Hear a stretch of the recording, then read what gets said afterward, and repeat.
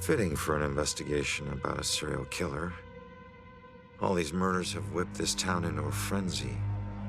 Now it all leads here to a gala celebrating a time when Salem found itself swept up in another whirlwind of hysteria.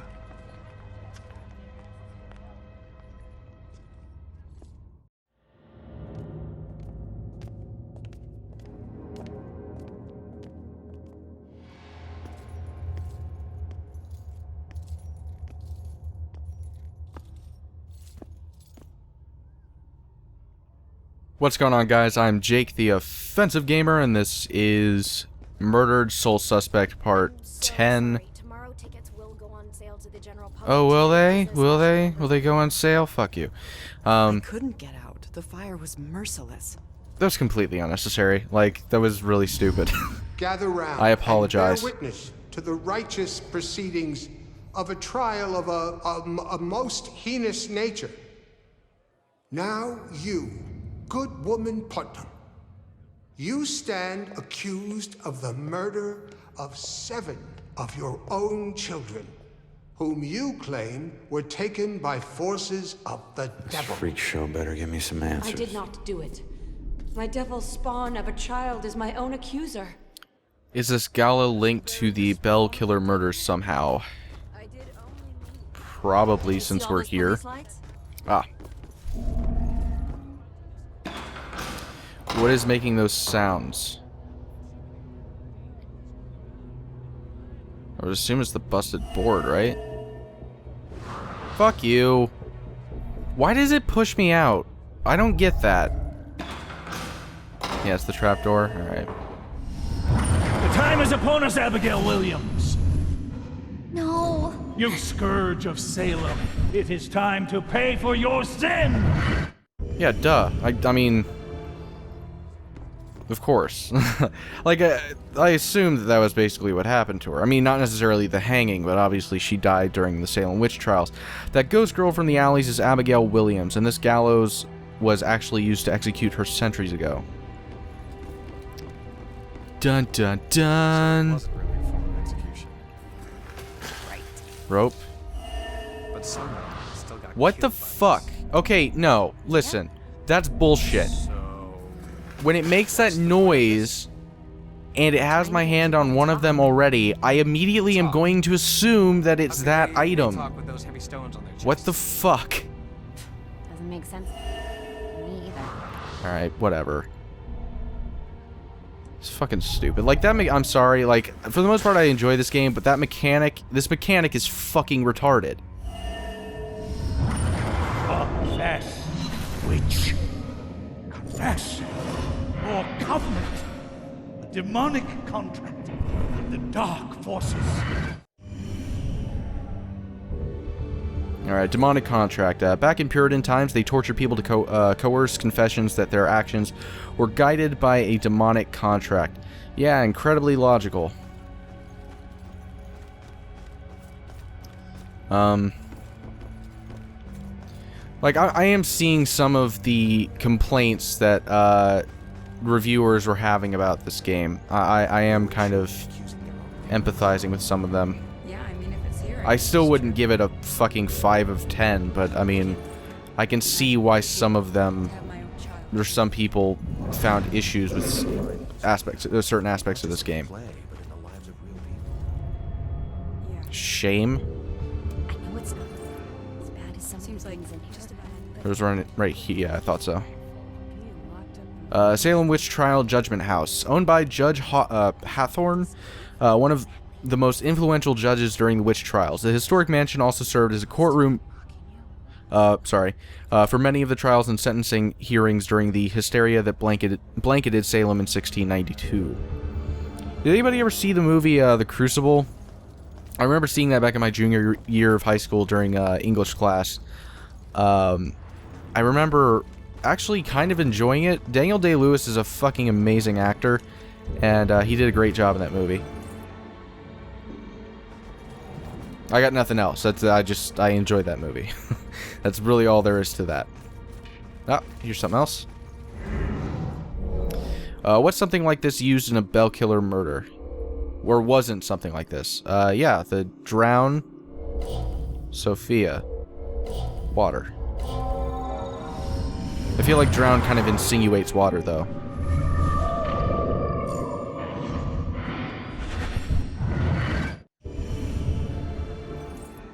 Man, I gotta say, Salem Witch Trials had some weak-ass torture. Like, really, fucking just weak shit. If you want to see some good torture, some hardcore motherfuckers, go to the Spanish Inquisition. Those guys did not fuck around. The train was so loaded down with ammunition, like we were a rolling bomb. Okay, thanks for the input, sir. Wasn't something like this used in a bell? Yeah, it was. What was her name? Well, burned to death, obviously. Was it Rose? When were we ever told about her name, though? But, well, yeah, Rose. And then torture.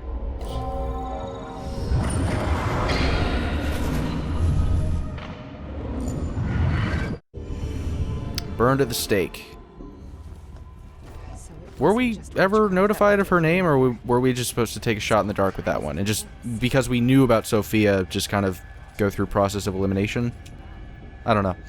Whatever, doesn't matter. So the Bell Killer used torture devices like this to kill his victims. Why kill them like witches?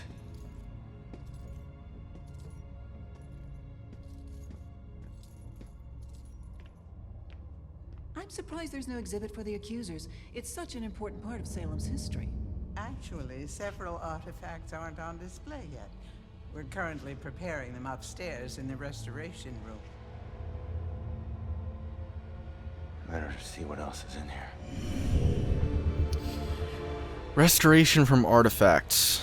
Ooh, train tracks again. Uh-oh. Ghost train. Whoa, fuck. Okay, then. So that thing's just gonna keep on passing through, is it? Would it kill me if it hit me?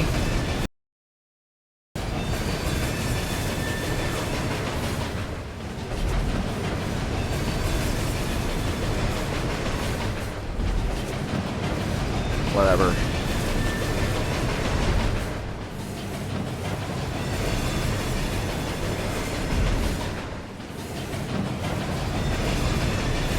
Alright, we're good. Now that that is taken care of. Alright, I can't understand what you're saying. Train's too loud, can't understand you. You might as well be dead. My voice almost cracked. Ah, haha, fuck you. Nuh-uh, you ain't getting me, bitch. Bitch. You know a movie I saw kind of saw the other day? Even though not really. Like, I saw some of it, but, you know, I'd say probably only about 30 minutes of it was, Megan is Missing, which, a lot of people say is an incredibly disturbing movie. By my standards, it's not that... It was still kind of fucked up, but it's not as disturbing as a lot of the shit I've seen. Like, I've seen pretty much every disgusting, vile film that you can imagine. You know, Human Centipede 2, which is probably my favorite, for obvious reasons, being that it is just the most grotesque and disgusting piece of film of all time. I will continue this in a second.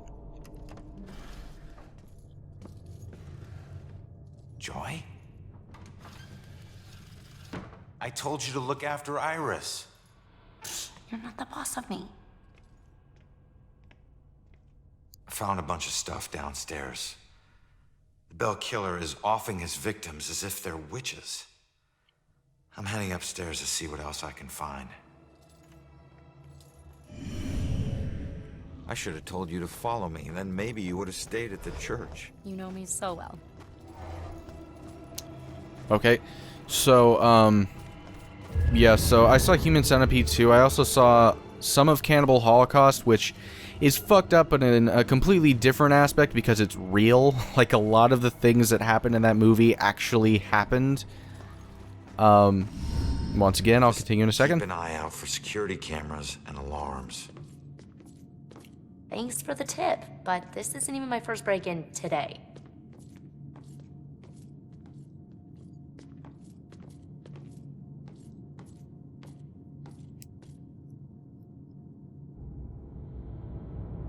Yeah, this looks like the right place. Now let's see what these artifacts can tell me about the witch trials. I also saw a Serbian film, which has insinuated baby fucking. Yep, you heard me right. Insinuated baby fucking. And by insinuated, I mean they did everything but show it. That's really all that there wasn't. It was really disturbing.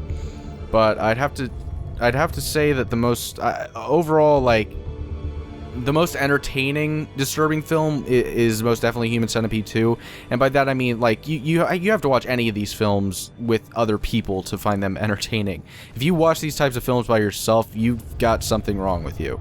But yeah, I watched Human Centipede 2 with some friends, and I mean, it was fucked up, but we were laughing pretty often just because of how out there it was. Okay, what is making those noises?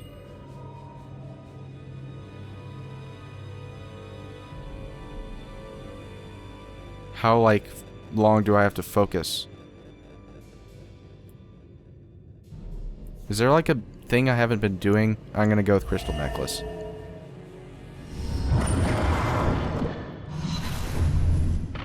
My apologies.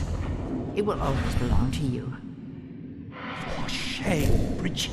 This charade of your conversations with the spirit world will surely condemn you as a witch.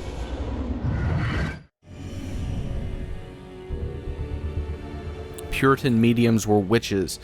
Considered anyone exhibiting medium-like abilities to be witches.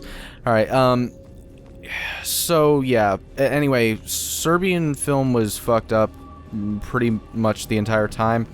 But both that and Human Centipede 2 I could rationalize as, hey, these things didn't actually happen. You know, they're just movies. Whereas Cannibal Holocaust, on the other hand, a lot of things actually that, like, were in that film actually did happen.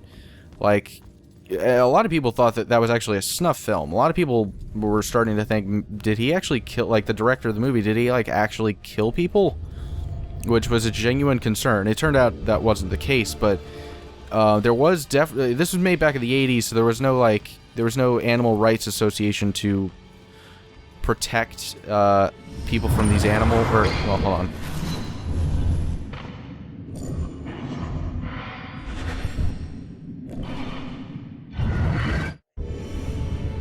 To protect animals. God damn it. What the hell? Hey, kid. I need you to lift up this painting.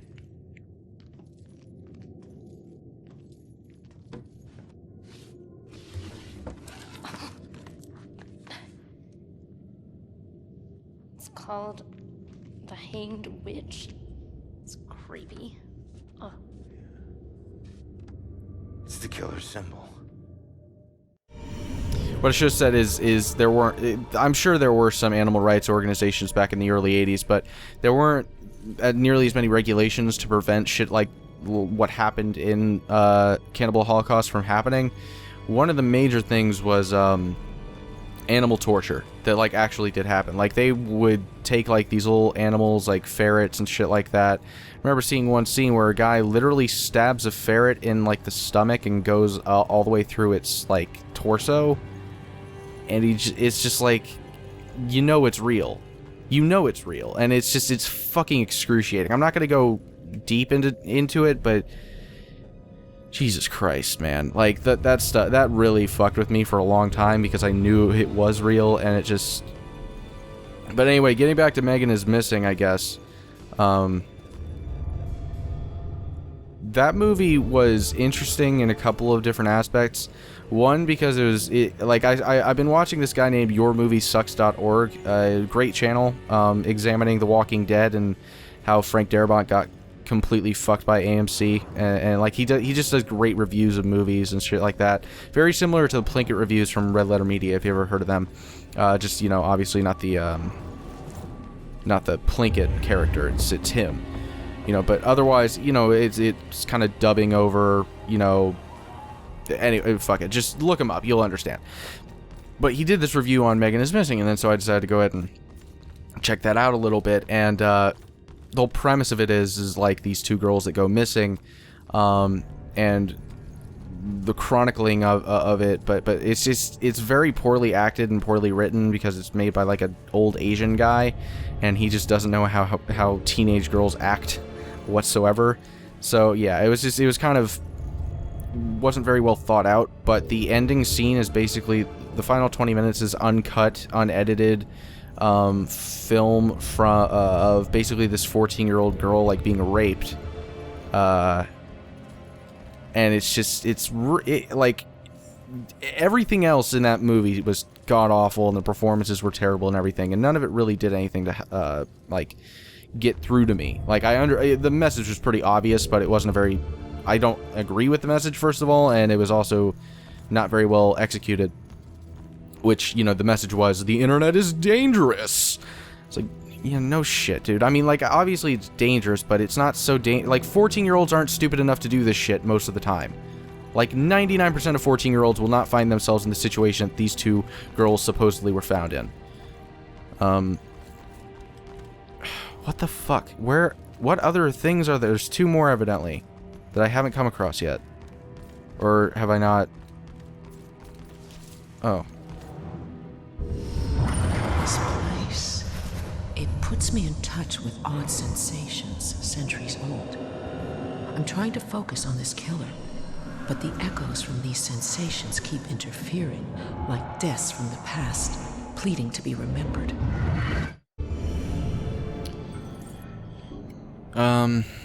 Alright, so anyway, yeah, so Megan is Missing, like, the final 20 minutes was incredibly disturbing, and I'll be honest with you, it did kind of mess with me a little bit, because it felt very authentic and real, and I was really disturbed by it, and I thought that last bit was pretty well done for the most part, but everything else was fucking terrible. So it's just, I don't know why I brought that up. I was just thinking about it, so I decided to start talking about it, because what else am I going to talk about?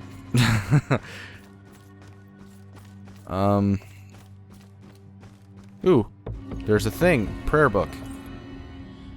I'm not gonna, I don't feel like I was reading those earlier in this playthrough, but like, I don't know, they don't interest me, and honestly, I doubt that they interest you, and it's just kind of a waste of time. An important message of some sort, which trial public summons, an antique scroll. So we got one last one. We got to find. Where it is beyond me. Oh, here we are. Okay, Salem's psychic history. Psychic leads police to gruesome discovery. Local child museum. These, I don't know. I don't like the font on these. Like, they feel like out of place almost. Bell killer targets are mediums. That's actually pretty interesting, though. Okay, so do any of these artifacts relate to the Bell killer case? Well, obviously, the one I just came across, like, literally 2 seconds ago. I just gotta find it. So there's one. Oh, symbol on painting. Yeah, that one's a big one. There we go. Alright. Yeah, I was kind of thinking that one. Mediums because he thinks they're witches? That's insane. Who do I know that's interested in mediums? Baxter. What suspicious behavior has Baxter exhibited during this case? I came here because a witness called in to report a possible sighting of the Bell killer at this location. Baxter looking for the girl. That's definitely one. Baxter hid the book. Yep. He was a bowling champion. Definitely. No, but Baxter the museum, I'm guessing. Yeah, okay. Thought so. And why the hell is Baxter involved in this? He dropped the case when he was demoted.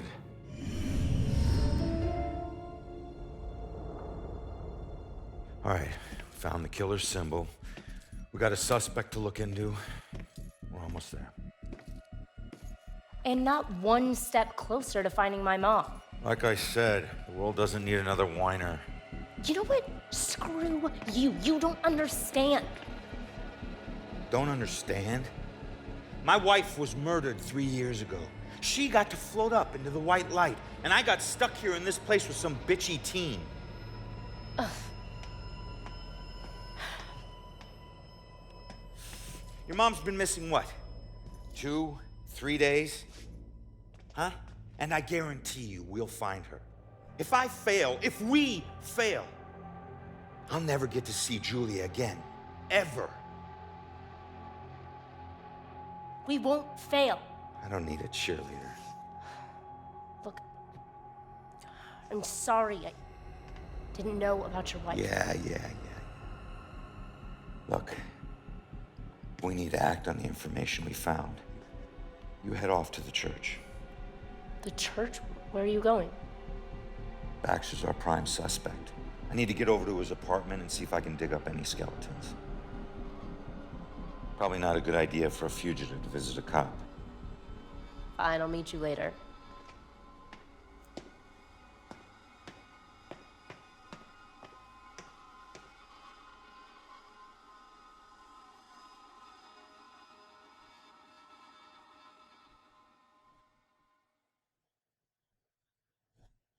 Suspicious Baxter. Baxter's suspicious behavior surrounding this case points to him being a Bell killer suspect. Need to find him. I don't buy that whatsoever. That seems way too obvious and predictable, and yeah, no. God damn it. Those fucking things again.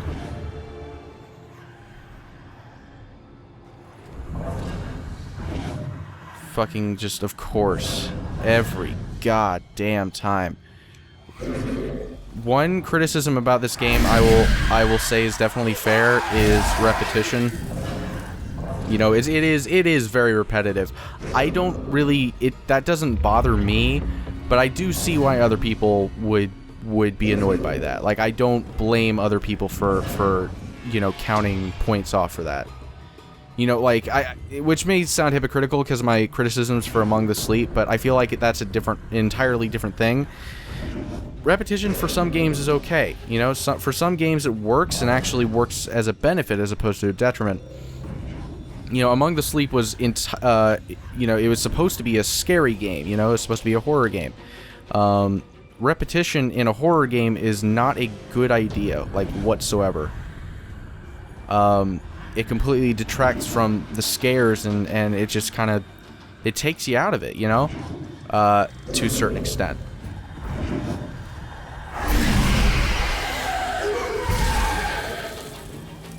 But with, you know, a game like this, there is no intention for horror. These demons aren't scary.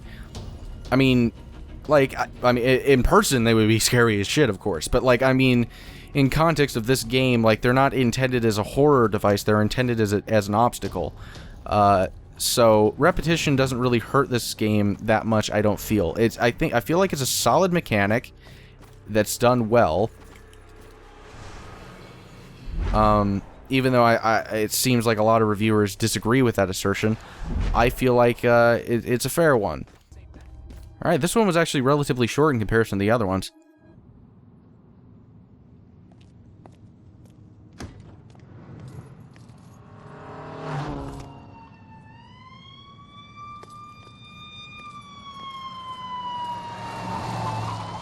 Why the hurry, boys? Where you headed? Oh, no.